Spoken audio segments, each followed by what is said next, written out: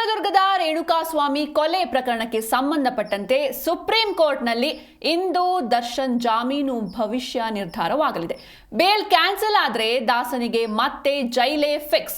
ಸದ್ಯ ವಿದೇಶದಲ್ಲಿ ಶೂಟಿಂಗ್ನಲ್ಲಿದ್ದಾರೆ ನಟ ದರ್ಶನ್.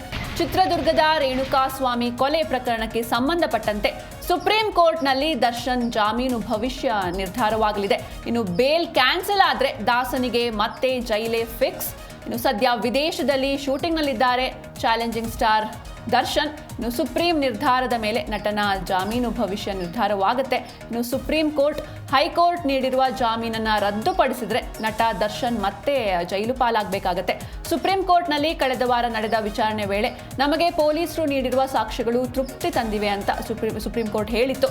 ಜೊತೆಗೆ ಹೈಕೋರ್ಟ್ ಜಾಮೀನು ನೀಡಲು ನೀಡಿರುವ ಕಾರಣಗಳು ಸಮಂಜಸವಾಗಿಲ್ಲ, ಹೈಕೋರ್ಟ್ ತನ್ನ ವಿವೇಚನೆ ಸೂಕ್ತವಾಗಿ ಬಳಸಿಲ್ಲ ಅಂತ ಕೂಡ ಹೈಕೋರ್ಟ್ ಆದೇಶದ ಬಗ್ಗೆ ಸುಪ್ರೀಂ ಕೋರ್ಟ್ ಅಸಮಾಧಾನವನ್ನು ವ್ಯಕ್ತಪಡಿಸಿತ್ತು. ಜೊತೆಗೆ ಹೈಕೋರ್ಟ್ನಲ್ಲಿ ನಟ ದರ್ಶನ್ಗೆ ನೀಡಿರುವ ಜಾಮೀನಿನ ವಿಷಯದಲ್ಲಿ ನಾವೇಕೆ ಮಧ್ಯಪ್ರವೇಶ ಮಾಡಬಾರ್ದು ಅಂತ ಹೇಳಿ ಅಂತ ದರ್ಶನ್ ಪರ ವಕೀಲ ಕಪಿಲ್ ಸಿಬಲ್ಗೆ ಸುಪ್ರೀಂ ಕೋರ್ಟ್ ಪ್ರಶ್ನಿಸಿತ್ತು. ಸೊ ಹೀಗಾಗಿ ಇಂದು ಸುಪ್ರೀಂ ಕೋರ್ಟ್ನಲ್ಲಿ ವಿಚಾರಣೆ ನಡೆಯಲಿದೆ. ಇನ್ನು ದರ್ಶನ್ ಪರ ಹಾಗೂ ವಕೀಲರು ಕೂಡ ವಾದವನ್ನು ಮಂಡಿಸಲಿದ್ದಾರೆ. ಹಾಗಾಗಿ ಬಹುತೇಕ ಹಿಂದೆ ಈ ಒಂದು ಜಾಮೀನಿನ ಭವಿಷ್ಯ ಕೂಡ ನಿರ್ಧಾರವಾಗುವಂಥ ಸಾಧ್ಯತೆ ಇದೆ. ಚಿತ್ರದುರ್ಗದ ರೇಣುಕಾಸ್ವಾಮಿ ಕೊಲೆ ಪ್ರಕರಣಕ್ಕೆ ಸಂಬಂಧಪಟ್ಟಂತೆ ಸುಪ್ರೀಂ ಕೋರ್ಟ್ನಲ್ಲಿ ದರ್ಶನ್ ಜಾಮೀನು ಭವಿಷ್ಯ ನಿರ್ಧಾರವಾಗಲಿದೆ.